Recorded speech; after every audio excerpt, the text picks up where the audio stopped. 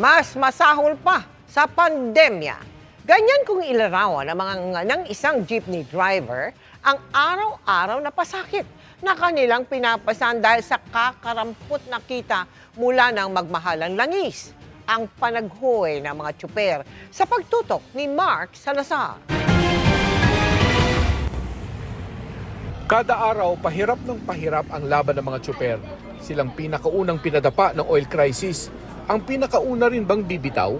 Tuwing bibiyahe po kami sa umaga, magulo yung isip namin kasi hindi namin alam kung tutuloy ba kami kasi ang taas ng diesel. Baka mapunta lang sa diesel yung ipapasada namin. Kung hindi naman kami tutuloy, hindi namin sure kung may pambibili kami ng pagkain bukas o sa susunod na araw. Kaya laban lang talaga. Laban lang, sabi nga ni EJ na pinasok na rin ang pagtitinda ng 3-in-1 coffee at cup noodles sa kanilang terminal sa Las Piñas para makadagdag. Dahil nga po sumapit sa ganitong sitwasyon na medyo mahirap po yung biyahe, kaya naisip ko po na mag-sideline para makadagdag din po sa income namin. Ayong kita ko po sa paninda na 250, 300, nakakadagdag po yun sa kinikita ko sa jeep. Yun yung binabudget namin. Nag-viral naman online ng tsuper na si Alan matapos tumirik ang kanyang jeep sa rutang Alabang-Zapote. Natuyuan siya ng diesel dahil tingi-tingi na siya kung magpakarga.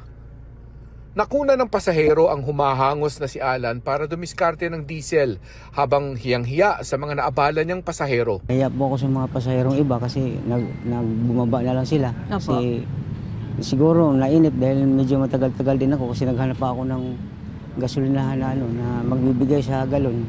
Si Alan, si EJ at iba pang tsuper sa ruta nila ay nagte-take home na lang ng 250 to 300 pesos sa 12 to 14 hours na pasada.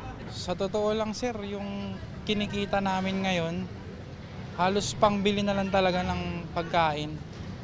Hindi tulad dati na kaya pang makapagtabi para makaipon. Ngayon po hindi na talaga kaya, napupunta na lang po sa diesel. Dumaing din sa amin ang dispatcher ng terminal ng jeep sa Alabang na hindi kasama sa ayuda na para bang naiiba pa ang kanilang kwento. Kawawa naman kami, may pamilya din kami. Halimbawa ako ngayon, 3 yung apo ko nag-aaral, yung anak ko din 2, nag-aaral ng college. Paano na yung pang-araw-araw namin pagkain kung wala nang biyahe ang jeep? Sa rutang Lagro, Anonas sa Quezon City naman namin nakilala si Jose Hugaban. Sa 3 dekadang laban niya sa kalsada, ngayon lang daw siya naluha sa pagsubok na para bang walang panalo. Kaya nga po, mahirap talaga. Walang magagawa, ito lang hanap buhay na ano. Mas masahol pa nga sa pandemic ito. Wala na ngayon wala na kinikita. Hindi mo naman masisi ang mga tsuper kung ngalay na sila sa pagkapit. Habang hinahangaan mo naman ang ibang fight till the end. Ano na lang sa operator yung jeep, i-surrender na lang pag hindi na po kaya pag mapupunta lang sa diesel. Mahirap kasi sir na pilitin mo naman yung lagi-lagi yung biyahe, wala talagang mangyari. Kasi may 2 anak po ako eh.